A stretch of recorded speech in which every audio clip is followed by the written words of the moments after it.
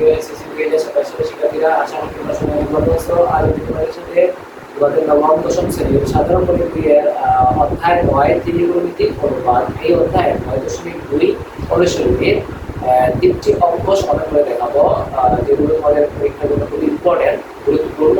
তো আজকে আমরা 22, 23, 24 আমাদের যারা 27 সালে আছে তাদের বইয়ে দেখবা 22, 23, 24-এর 3টা অঙ্ক আছে। এই অঙ্কগুলো কিন্তু মিলিয়ে দিবা। আর যারা তোমাদের 28-এ আসবে, এই এসএসসি 28 সালে দিবা, তো তাদের জন্য এখানে আসলে 22, 23, 24 অথবা থাকবে না। তোমাদের 2টা বা 3টা প্রশ্ন আগে তোমরা এই 2টা প্রশ্ন পেয়ে যাবা। তোমরা সমাধান করলে তোমাদের জন্য পরীক্ষার জন্য অনেক ভালো হবে। তো আমরা এখন 22 নম্বর অঙ্ক দিয়ে সমাধান করতে ক্লাস শুরু করবো। এখানে 22 নম্বর অঙ্ক কি বলছিল, দেখাও যে cos 3a = 4 cos s cube minus 3 cos a যদি এখানে a এর মান 30 ডিগ্রি হয়, তাহলে লেফট হ্যান্ড সাইড আর রাইট হ্যান্ড সাইডকে প্রমাণ করতে দেখাই হচ্ছে। তো আমরা দেখাবো, প্রথমে আমরা এখানে 30 ডিগ্রি দেওয়া আছে, এর মান দুটো লিখব। আমরা এখানে 22 নম্বর অঙ্ক দিয়ে তোমাদের সমাধান শুরু করব। তো প্রথমে আমরা লিখব দেওয়া আছে, প্রথমে আমরা এখানে লিখব যে দেওয়া আছে a = 30 ডিগ্রি, মানে a এর ভ্যালু দেওয়া আছে 30 ডিগ্রি। লেফট হ্যান্ড সাইডে কি আছে দেখো, আমরা এখন শুরুতে লিখব যে left hand side = cos 3a, মানে cos 3a, left hand side cos 3a।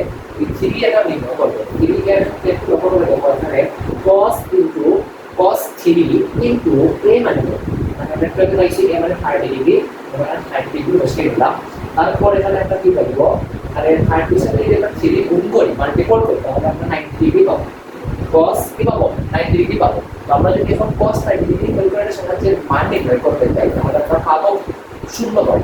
তো এটা কিভাবে আসলো, এটা আমরা আগের ক্লাসগুলোতে এগুলো করে আসছি যে cos এর মান, sin এর মান, tan এর মান বের করার নিয়ম কি, এবং ওই আমাদের ক্যালকুলেটরের সাহায্যে কিভাবে বার করতে হয়, এটা তোমাদেরকে আমি দেখাই দিয়েছিলাম বিগত ক্লাসগুলোতে। আশা করি এটা তোমরা বের করতে পারবে। পর যদি তোমরা ক্যালকুলেটরের সাহায্যে মানগুলো না বের করতে পারো, তাহলে আমাকে কমেন্টে জানাবা, আবার শিখার এগুলো কিভাবে বের করতে হবে এটা নিয়ে আরেকটা ভিডিওতে তোমাদেরকে বিস্তারিত জানিয়ে দেবো। এগুলো আমরা লেফট হ্যান্ড সাইডে শূন্য পেলাম, রাইট হ্যান্ড সাইডে যে ভ্যালুটা আছে ওই ভ্যালুটাকে আমাদেরকে এখন প্রসেসে নিয়ে আসতে হবে। এই আনসারটা কি আসবে, 0 আসবে। যদি 0 আসে তাহলে আমরা করতে পারবো তাহলে বলা যায় left hand side = right hand side. তো আমরা এখন লিখবো যে এবং কি লিখবো, রাইট হ্যান্ড সাইড = আর যে প্রশ্ন আছে, প্রশ্ন তৈরি করতে হবে cos 4 cos cube a তার সাথে মাইনাস 3 cos a। তো প্রশ্নটা মিলে নিবা আমাদের। তো এভাবে আমরা প্রশ্ন দেখার পর আমরা এখানে a এর ভ্যালু যে 30 ডিগ্রি আছে এটা লিখবো কিভাবে, মানে 4 cos a cube a এর ভ্যালু 30 ডিগ্রি বসিয়ে দিলাম, এখানে 3 cos a এর ভ্যালু 30 ডিগ্রি বসিয়ে দিলাম। তারপর যেটি করবো, মানে 4 লিখে দেখো cos 30 ডিগ্রি ভ্যালু কত আছে, এটা আমরা ক্যালকুলেটর ব্যবহার করি। তাহলে cos 30 ডিগ্রি ভ্যালুটা আমরা পাবো √3/2 পাবো। আর তার উপর এখানে কিউব আছে, এই কিউবটা বসে যাবে, এবং মাইনাস করে এখানে 3 cos 30 ডিগ্রি মানে একটু আগে আমরা পাইছি কি √3/2, এটা পুরো অবস্থায় 30 সাথে আমরা লিখতে পারি। তারপর আমরা যেটি করবো, এখানে 4 যেভাবে আছে থাকবে √3 মানে রুট কি আছে 3 তার উপর কিউব আছে, 3 এর উপর কিউব থাকা মানে একটু ক্যালকুলেটর ব্যবহার করলে দেখবা এটা উত্তর আসবে 3√3। তো যখন ক্যালকুলেটর ব্যবহার করবে যে ব্র্যাকেট দিয়ে √3 তার উপর ব্র্যাকেট ক্লোজ করে যখন কিউব দিবা, তখন তোমরা উত্তর পাবা √3। আর নিচে কি আছে 2 এর উপর 3 থাকা মানে 2 তিনবার করে হয়ে যাবে গুণ। তো তিনবার গুণ করলে আমরা এখানে 8 পাবো। অথবা ক্যালকুলেটরের সাহায্যে 2 কিউব দিলে তোমরা কি পাবা, 8 পাবা। ঠিক এখানেও আমরা কি করবো, 3 সাথে 3 গুণ করলে 3√3 চলে আসবে, 3 সাথে √3 গুণ করলে 3√3 আর নিচে থাকবে 2। আশা করি এটা বুঝতে পেরেছো। 4 এর সাথে যদি আমরা 8 কে ডিভাইড করি তাহলে আমরা এখানে পাবো 2। তো আলটিমেটলি আমরা কি পাইছি দেখো, এখানে 3√3/2 মাইনাস 3√3/2। রেজাল্টটা কি আসলো দেখো, 3√3 মাইনাস 3√3/2 এর সাথে মাইনাস 3√3 এর সাথে 2 ডিভাইড অবস্থায় আছে, একই জিনিস মাইনাস অবস্থায় আছে। তাহলে দুইটা মাইনাস করলে আমরা পাবো কি 0 পাবো। এখানে আলটিমেটলি রেজাল্ট আসলো কি 0। লেফট হ্যান্ড সাইডে আমরা 0 পাইছি, রাইট হ্যান্ড সাইডে 0 পাইছি, সুতরাং আমরা বলতে পারি লেফট হ্যান্ড সাইড = এটা দেখাই দিই ওকে। এটা লিখবো না, left hand side = right hand side এবং দেখাইতে বলছে যে এখানে আমরা শুনলে ঠিক আছে। এই হলো এই প্রশ্নের সমাধান। এবং আমরা 23 নম্বর অঙ্ক যখন সমাধান করবো তখন এখানে কাজ আছে, ঠিক আছে। এখানে বলছে কি সমাধান করবো, এখান থেকে ছিটার মান নির্ণয় করবো। আমরা বিগত এইরকম 20 নম্বর অঙ্কে করে আসছি যে সমাধান করবো। এখানে আমরা এ এর ভ্যালু বের করেছিলাম, তখন আমি বলেছিলাম তোমাদেরকে যে এখানে যদি মাইনাস ভ্যালুটা আসে তাহলে মাইনাস ভ্যালুটা গ্রহণযোগ্য হবে না। এভাবে আমরা এখানে ছিটার মান যখন নির্ণয় করবো, এখানেও যদি মাইনাস ভ্যালু চলে আসে অথবা আমাদের কন্ডিশনে যেটা আছে এটার সাথে সামঞ্জস্যপূর্ণ আমরা মানটা নিব, এর ব্যতিক্রমী মানটা নিতে পারবো না। একটা ক্লু তারা দিয়ে দিচ্ছে যে ছিটার মানটা অবশ্যই 0 ডিগ্রি থেকে বড় বা সমান হবে, 90 ডিগ্রি থেকে ছোট বা সমান। তাহলে এখানে কোনো সূক্ষ্ম করে কথা বলেনি, মানে এখানে আমি যদি 0 ডিগ্রি পাই নিতে পারবো, যদি 90 ডিগ্রি পাই তাও নিতে পারবো, বাট 90 ডিগ্রি উপরে নিতে পারবো না। কিন্তু আমরা পরে যখন 24 নম্বর কথা বলবো তখন একটা কথা আছে, এটা আমাদেরকে অল্প করে করার সময় বলবো। এখন আমরা 23 নম্বর অঙ্কে চলে যাই। 23 নম্বর অঙ্ক আমরা এখানে তুলে ধরবো। 23 নম্বর অঙ্কে আমরা এত সমান left hand side right hand side আসবে না, কেন আসবে না? এখন দেখাইতে বলছে না, প্রমাণও বলছে না, সমাধান বলছে। সুতরাং আমরা এখানে ডাইরেক্ট দিয়ে দিব যে sin theta plus cos theta is equal to 1। এটাকে আমরা সমাধান করব। আমরা আমাদের মূল টার্গেট কি? আমাদের মূল টার্গেট হলো থিটার মান নির্ণয় করা। তো আমরা এখানে বাদ দিব, কারণ যেহেতু সমান চলে আসছে বাদ দিব। বাদটা আমরা এভাবে দিতে পারি, হয় আকারে বাদ দিয়েও দিতে পারি। তো এখন আমরা যেটা দেখব ওইটাকে প্রথমে আমরা স্কয়ার দিয়ে দেব। স্কয়ার না দিলে আসলে করতে শুরু যাবে না, বা আমরা অত থেকে থিটার মানটা নির্ণয় করতে পারবো না। এই জন্য আমাদের প্রথম ক্লাস করে যে ওইটা যেভাবে আছে ওইভাবে লিখে তার উপর স্কয়ার দিব। তো এখানে আসলে স্কয়ার না, আমি এখানে বর্গ করব। উভয় পক্ষকে লিখতে পারি, মানে এখানে সাইডে তোমরা চাইলে নোট করে লিখতে পারো যে উভয় পক্ষকে বর্গ করে, অথবা তোমরা শুধু লিখতে পারো, মানে হাইড্রোজেন দিয়ে লিখতে পারো। এখানে লিখতে পারো যে বর্গ করে, কিন্তু এখানে আসলে লেখা ম্যান্ডেটরি না, আমরা লিখতে পারো, আবার নাও লিখতে পারো বর্গ করে। বর্গ করার পর আমরা যেটি পাবো এটি হলো এখানে সূত্র যাবে কিভাবে, এটা যদি আমি a ধরি, এটা যদি আমি b ধরি, তাহলে a + b হোল স্কয়ার সূত্র কিন্তু আমরা বীজগণিতিক রাশিতে 3 নম্বর অধ্যায়ে কিন্তু পরে আসছি বা আসবো। তো এখানে a + b whole square, a + b whole square is equal to সূত্র কি a square + 2ab + b square. তো যারা জানো না একটু দেখেন, বা এখানে সূত্রটা যাবে কি a স্কয়ার এবং এখানে sin স্কয়ার প্লাস 2ab, এখানে 2 বলতে 2, a বলতে এখানে cos থিটা এবং b বলতে sin থিটা এবং b বলতে এখানে cos থিটাকে বোঝানো হয়েছে, প্লাস b স্কয়ার বলতে এখানে sin cos স্কয়ারকে বোঝানো হয়েছে। b square theta is equal to 1 square, আমরা জানি কি 1 হয়। এভাবে আমরা এটাকে মানে ভাগাতে পারি। তারপর আমরা যদি করব কি হবে, এখানে sin স্কয়ার আছে আর এখানে cos স্কয়ার আছে। একটু লক্ষ্য করে দেখো, sin square plus cos square is equal to 1 হয়, আমরা সূত্রে পড়ে আসছে। তো এখানে sin square plus cos square এখানে লিখে দিতে পারি বলতে, যদি তোমরা বুঝতে চাও যে আমরা সূত্রে এভাবে পড়ে আসছি, বা যদি পড়া না থাকে তাহলে একটু মনে রাখার চেষ্টা করো যে sin square plus cos square theta, sin square plus theta plus cos square is equal to 1। তো এই যে sin স্কয়ার এই যে cos স্কয়ার আছে এটার পরিবর্তে আমরা এখানে লিখতে পারি 1 প্লাস এখানে 2 sin theta into cos theta is equal to 1 to 1 এখানে বসে গেল। এভাবে আমরা লিখতে পারি। তারপরে আমরা যদি করব আমাদের মূল টার্গেট থিটার মান নির্ণয় করা, এখানে 1 এর কোনো প্রয়োজন নাই। আমরা এখানে 2 sin theta into cos theta লিখে 1 কে এখানে কাটিয়ে দিলে মাইনাস হয়ে যাবে, তো আমরা কাটিয়ে দিলাম। তারপর যেটি করব এটি হলো আমাদের 2 এর কোনো প্রয়োজন নাই, কেন নাই? থিটার মান নির্ণয় করতে হবে। যদি আমরা এখানে বলছি এখানে কাটিয়ে দিলে ভাগ হয়ে যাবে, তো আমরা এখানে sin theta into cos theta লিখে দিই। তারপর 0 থেকে 1 থেকে 1 কে একটা পাবো কি 0 পাবো। 0 এর সাথে 2 যদি আমরা ডিভাইড করি, 0 এর সাথে যা ডিভাইড করি না কেন, যা মাল্টিপ্লাই করি না কেন, অ্যানসার আসবে 0। সুতরাং আমরা এখানে ডাইরেক্ট 0 লিখতে পারি। তো আমরা এখানে আলটিমেটলি রেজাল্টটা পেলাম যে sin theta into cos theta is equal two 0। আমরা এভাবে ধরতে পারি, আমাদের থিটার মান নির্ণয় করতে হবে। আমরা এখানে ধরতে পারি সুতরাং দিয়ে যে sin theta is equal two 0, এখানে এভাবে নাম দিতে পারি, অথবা তোমরা চাইলে অথবা লিখতে পারো।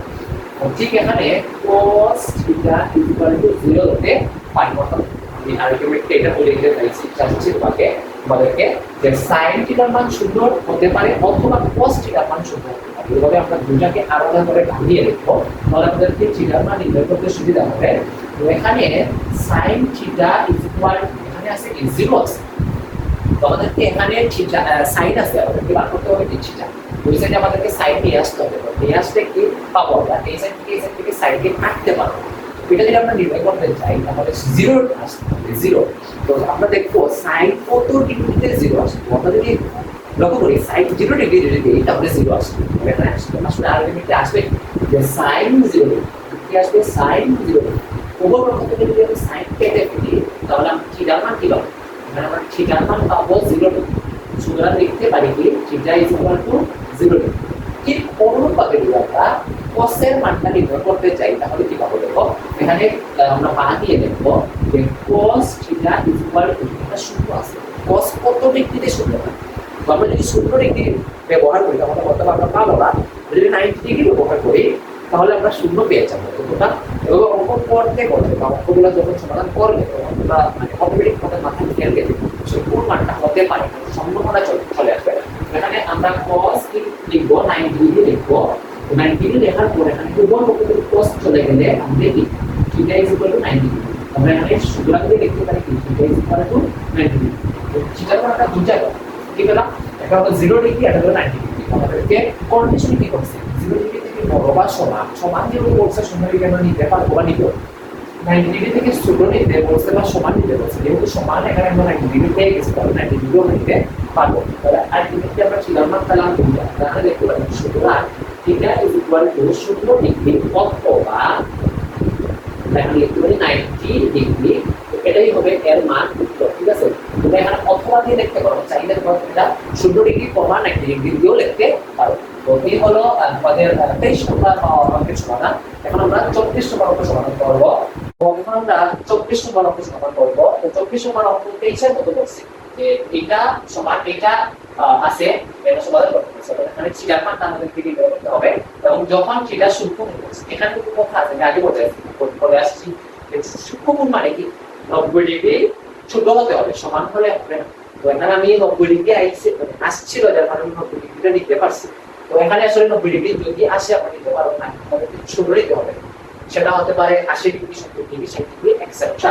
তো 0 ডিগ্রি থেকে আমি যে কোনো একটা মান নিতে পারবো, তবে 90 ডিগ্রি মানে পুরো 90 ডিগ্রি আসলে নিতে পারবো না। আমরা তো কিছু আমরা সমাধান করি তাহলে দেখতে পারি ভাই 24 সমাধানের প্রথমে লিখতে হবে, প্রথমে যে প্রশ্ন আছে এটা লিখে দেব আর কি।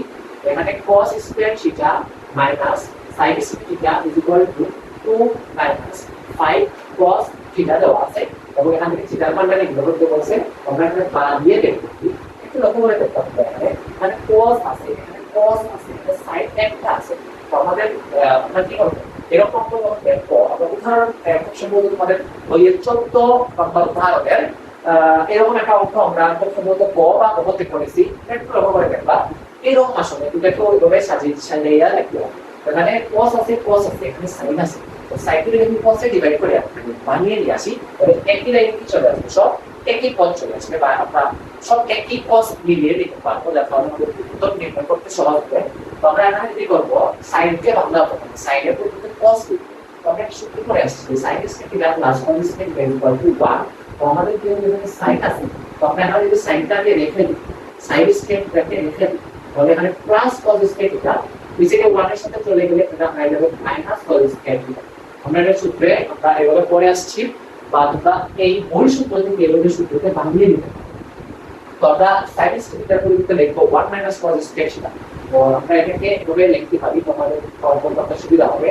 মানে cos স্কয়ার থিটা মাইনাস 1, এখানে sin স্কয়ার থিটাকে লেখা যায় কি 1 মাইনাস cos স্কয়ার থিটা, অবশ্যই ব্র্যাকেট দিয়ে লিখব কারণ কি এখানে মাইনাস আছে, মাইনাস থাকলে আমাদের কি চিহ্ন পরিবর্তন হয় এজন্য। তো এর তারপর এখানে 2 মাইনাস মানে 5 cos থিটা যেটা আছে ওই লিখে দিলাম। তারপর যেটি করব এটি হলো এখানে cos স্কয়ার থিটা মাইনাস 1 তার সাথে minus plus cos square theta হয়ে যাবে। এখানে 2 আছে কি প্লাস হিসেবে নিয়ে আসলে হয়ে যাবে মাইনাস, মানে 5 cos আছে মাইনাস হিসেবে নিয়ে আসলে হয়ে যাবে plus 5 cos theta equal to 0। আমাকে প্রশ্ন করতে পারো এখানে সবগুলো মান নিয়ে এখানে 0 দিলাম দিব কেন, তো এটার উত্তরটা আমরা এখানে উৎপাদন বিশ্লেষণ করব। আমরা এভাবে অঙ্ক দেখতে আমাদেরকে মনে রাখতে হবে, আমাদেরকে এভাবে অঙ্কটা ট্রাই করতে হবে যে একইভাবে উৎপাদক বিশ্লেষণে নিয়ে আসা যায়। এবং উৎপাদক বিশ্লেষণ আমরা সবাই জানি পারি, যেটাকে ইংলিশে কি বলে ভেরিয়েবল টার্ম বা ফ্যাক্টর। তো ওইটা থেকে আমরা করে নিতে পারলে আমরা এখান থেকে অতি সহজেই থিটার মানটা নির্ণয় করতে পারবো। উৎপাদক বিশ্লেষণের মাধ্যমে মূলত থিটার মান, এন এর মান, কে এর মান, বি এর মান একাধিক পাওয়া যায়। মানে এত সমান এত অথবা এত সমান এত এরকম মানটা চলে আসে। এই জন্য আমরা এটাকে এভাবে শিখিয়ে দিলাম। এখানে cos স্কয়ার থিটা, এখানে cos থিটা প্লাস অবস্থায় আছে, আমরা লিখতে পারি 2 cos স্কয়ার থিটা। এবং আমরা জানি কি উৎপাদক বিশ্লেষণের ক্ষেত্রে প্রথমে cos বা যেটাই আসে স্কয়ার হিসেবে থাকবে, পরে একটা স্কয়ার ছাড়া থাকবে 5 প্লাস 5 cos থিটা, যেভাবে আছে বলে লিখে দেব। এটাকে সাজিয়ে আগে নিয়ে আসলাম। তো -1 আর -2 এর ভিতরে যোগ করলাম, তো -3 পাবো ইজ ইকুয়াল টু এটা মাথা শূন্য বসে দিলাম। এভাবে আসলে আমরা কিছু লিখতে পারি। এখন একটা জিনিস লক্ষ্য করতে পারবা, এভাবে আমরা যদি কখন দেখি যে cos স্কয়ারের সাথে কোনো সংখ্যা আছে, এই সংখ্যাকে এখানে থাকবে কোনো সমস্যা নেই, বা এই সংখ্যাকে আমাদের মনে না রাখতে হবে যে 3 এর সাথে গুণ আছে, অর্থাৎ এখানে 3 এর সাথে এখানে 2টা গুণ হয়ে যাবে। তো এখানে থাকবে, আমরা দেখতে পাচ্ছি 3 আছে বা আমরা ধরবো 3, সব ঠিক আছে, দেখবো কোনো সমস্যা নেই। আর এখানে ভাবতে হবে এখানে 3 না 2 এর সাথে গুণ হয়ে এই 3টা 6 হয়ে গেছে। এরকম যখন কোনো সংখ্যা আগে দেওয়া হবে এর সাথে গুণ করে ভাবতে দিতাম। এখানে আর যদি 3 দেখতেছি লিখবো সমস্যা নেই, বা এখানে ধরবো আমরা 6 আছে। তো বর্তমানের সংখ্যা আছে কি 5 cos প্লাস অবস্থায়। তো আমরা এই সংখ্যাকে এমন দুটি সংখ্যাতে ডিভাইড করব, ভাগ করে নিয়ে দিব, যেটা যোগ করলে +5 cos পাবো এবং গুণ করলে 6 -6 পাবো। একটু লক্ষ্য করবো এখানে, যেহেতু এখানে +5 আমাদের সবাই মাথায় চলে আসবে, +5 মানে 2 + 3 = 5, 5 2 এর সাথে 3 গুণ করলে আমরা পেয়ে যাবো 3 2 × 6 6, সবটা মিলে গেছে। এখানে কথা আছে মানে +2 আর +3 লেখা বুঝানোর জন্য, তাহলে এই +2 আর +3 করি, তাহলে এখানে আলটিমেটলি +5 আসবে, ঠিক আছে। বাট যদি এটা গুণ করি বা কি করব, তাহলে +6 চলে আসবে। 3 2 × 6 প্লাসে +6, এখানে একটু কথা বলতে পারি আসলে +6 না, এখানে -6 আছে। আমি 3 ভাগ বানাবো, 6 ধরে নিলাম, মানে -6 আছে, মানে +6 এর করলে হবে না। আমাদেরকে এখানে আলটিমেটলি +2 আর +3 করলে এখানে হবে না, আমাদের অন্য কিছু করতে হবে। এই জন্য আমরা যদি করবো 5 আসতে হবে আর 6 আসতে হবে, আমরা এভাবে দেখলে আমরা এটা না করে +6 এর সাথে যদি আমি -1 কে মাইনাস করি, তাহলে আলটিমেটলি রেজাল্ট আসবে +5। মানে একটু দেখো +5 এখানে আছে, ঠিক আছে। তো আমরা যখন গুণ করি, তাহলে 6 এর সাথে যদি আমরা 1 যোগ করি, 6 একে 6 প্লাসে মাইনাসে -6, তাহলে এখানে আলটিমেটলি -6 টা চলে আসবে। আমাদেরকে +6 আর -1 দাও, এই বিষয়টা তোমাদের মানে ভালোভাবে মাথায় রাখতে হবে, তাহলে আমরা পারবো।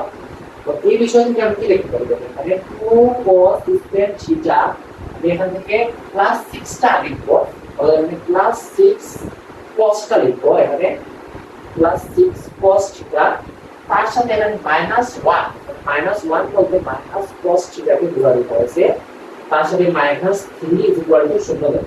প্রশ্ন করতে পারো এখানে -3 কি পাবো, কিন্তু বলছি আগে -3 আছে, তো -3 তেই লিখবো, মানে এখানে মনে মনে ভাবতে হবে না, দুইটা এখানে দুটো অবস্থা আছে, ভাবতে হবে না, লিখে দিই মানে তোকে এখানে যে লেখা আছে জাস্ট বুঝাতে হবে, ঠিক আছে।